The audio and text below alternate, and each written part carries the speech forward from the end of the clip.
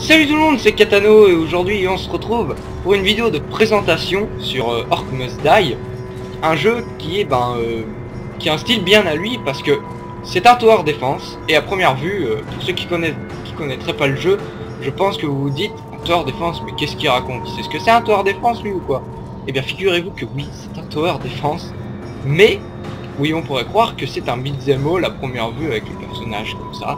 Mais figurez-vous que vous n'avez pas tellement tort, parce que c'est un mélange de beat'em all avec un tower defense. C'est un style bien à lui, mais il a été jugé comme tower defense. Même s'il y en a certains qui disent que ça reste plutôt un beat'em all. Alors pourquoi? Parce que déjà pourquoi est-ce que c'est un beat'em all? Vous allez le voir tout de suite quand les ennemis vont passer ces portes. Et pourquoi c'est un tower defense? Ça vous le verrez maintenant, très exactement. En gros il est écrit B, ouvrir le grimoire, et juste en dessous de mon portrait c'est écrit V, voir les tisseuses. On va faire déjà B, ouvrir le grimoire, et en fait ça va vous présenter un petit peu tout ce que vous avez acquis durant le jeu, et tout ce qui tout simplement tous les pièges, les monstres, bref tout ce qu'il y a à savoir pour le niveau que vous faites actuellement. Par exemple on a plusieurs catégories d'objets, on va dire, voilà, puisque en fait il y a les pièges et les armes, et ainsi que les gardes. Puis après dans les pièges il y a différents types de pièges, comme les pièges au sol, les pièges au plafond, voilà. Et donc il y a aussi des sorts, mais ça fait partie des armes. Et bon, ensuite je vais prendre l'épée qui pour moi est assez importante. Certains prennent que l'arbalète, d'ailleurs on est obligé de l'avoir, il y a un petit cadenas dessus, ça veut dire on peut pas l'enlever de notre inventaire. Comme vous le voyez ici, il y a des emplacements, c'est à moi de les choisir parmi tout ce que j'ai débloqué. Donc vous voyez que j'en ai encore pas mal à débloquer. On en débloque un par niveau accompli. Alors je vais prendre donc l'épée, oui. Aussi ouais, je vais prendre ceci, les flammes, et je vous présenterai un petit peu tout ce que les pièges font. Par exemple, ça c'est l'épée, ça c'est des pics au sol, mais je vais pas les prendre. Ça peut servir à ralentir les ennemis, je vais le prendre d'ailleurs. Ça tire des flèches sur le mur, que je vais prendre aussi.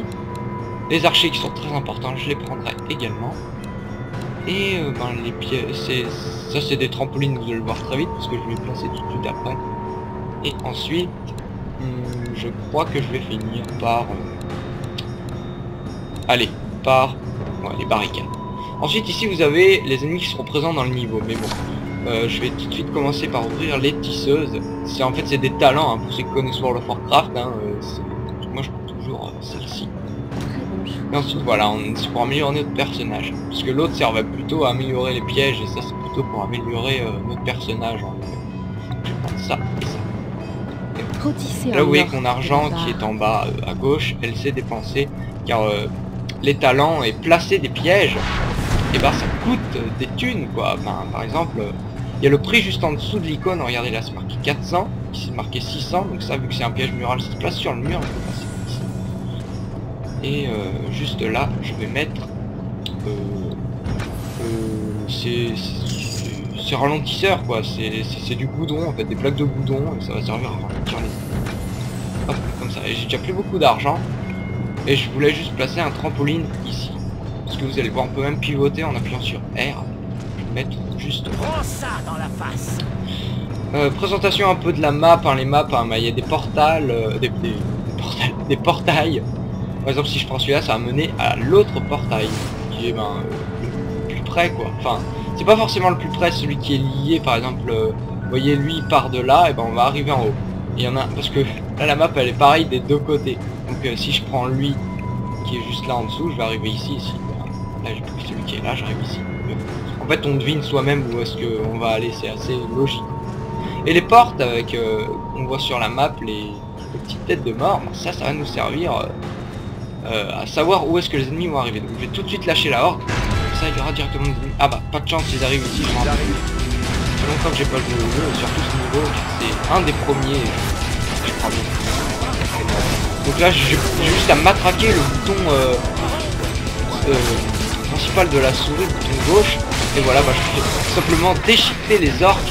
Et le jeu, il s'appelle Orc Must Die, il porte bien son nom parce que oui, les orques doivent mourir. La vague suivante dans 14 secondes. Je vais prendre la potion. Ça me remet toute ma vie. La vague suivante, bon bah voilà, on a des petites pauses et toutes les 3 vagues, on aura des pauses d'autant de temps qu'on veut. Alors où est-ce que ça va arriver? Voilà, c'est un peu les pauses toutes les 3 manches, c'est un peu comme quand vous laissez un dernier zombie sur notre zombie de Call of Duty. Alors regardez ce piège, très utile, qui catapulte les ennemis. Et là je vais me servir de celui-ci, hop, c'est un pouvoir qui va me servir à les repousser et justement je me sers du décor pour tuer plus facilement les ennemis. Et c'est pour ça que c'est un mélange de beat'em all et de tower defense, à la fois en place nos pièges, et à la fois on doit les tuer de façon de bourrin, exactement comme tel un Devil May Cry ou encore un God of War, enfin bref tous les beat'em all les plus connus. Et également je voulais préciser, pour ceux qui savent pas vraiment ce que c'est un tower defense à l'origine, ben je sais pas si vous connaissez par exemple le Crystal Defender. C'est un jeu où on place tous les pièges au départ et ensuite on se contente de regarder. Il y avait encore Xeno Tactique, je crois bien que ça s'appelait comme ça, c'était un jeu que je jouais à défense sur internet, sur internet, et qui est ma foi très intéressant. Ce qui se passait dans le futur, c'était assez bien. Et donc c'est pas du tout pareil, hein. Là on se contente pas que de regarder, on doit aussi bourriner les ennemis grâce à nos pouvoirs et avec nos armes. Et c'est ça qui rend le jeu unique pour son genre. Mélanger un beat'em all avec un joueur défense, c'était très bonne idée. Voilà, 3ème vague passée, j'ai autant de temps que je veux. Et je voulais juste au-dessus de la minimap il y a marqué un 30. C'est en fait le but, c'est que les ennemis n'arrivent pas ici.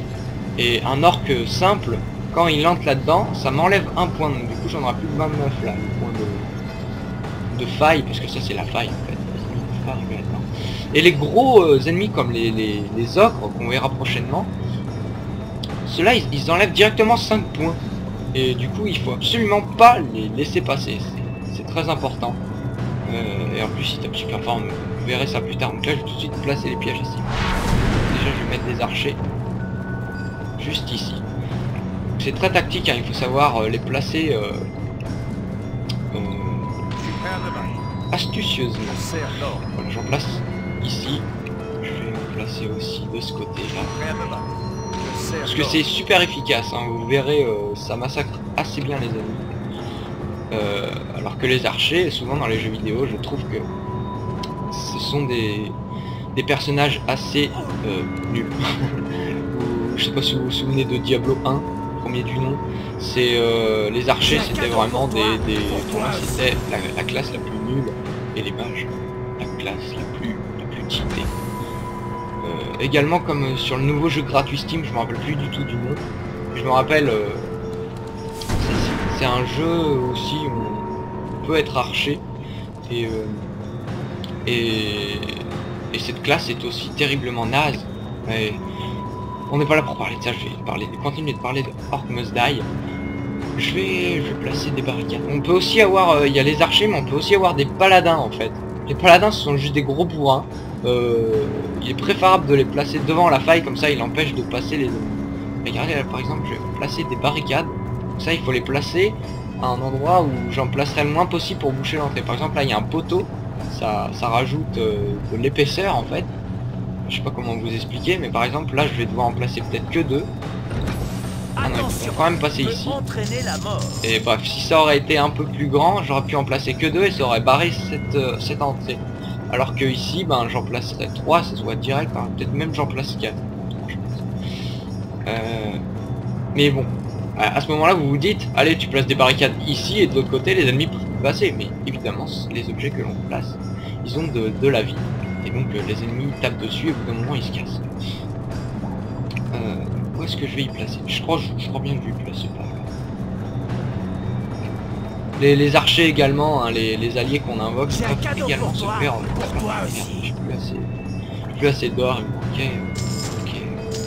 400 je crois. Je vais replacer un petit trampoline du même côté. En même temps, je vais lâcher la horde. Sinon, ça va trop. On va regarder ça. C'est l'ogre. Je vais lui balancer. surtout pas qu'il me tape, sinon je reste immobile pendant un petit moment. J'essaie d'esquiver ses coups tout en avançant, tout en reculant, en avançant. C'est bon. Ah non, il est pas mort. Là, il est mort.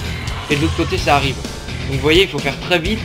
Et pour ceux qui connaissent bien les niveaux, par exemple, là, ils auraient privilégié ce côté pour que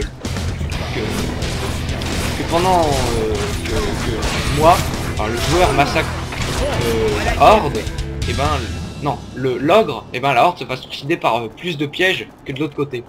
En fait, il faut déjà bien connaître les niveaux pour